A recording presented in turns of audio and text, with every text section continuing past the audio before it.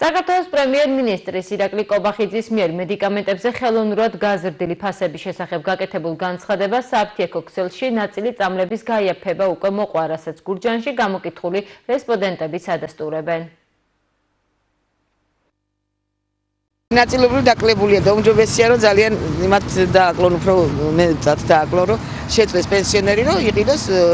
ამ 300-400 ლარებში წამლებიც და პურისა ჭამოს. დაიაფთა ხო აფთიაქში ნამდვილად ეხლა გამოვედი პასპორტი თუ რო წახვალ ნაკლებში მოგცემენ კი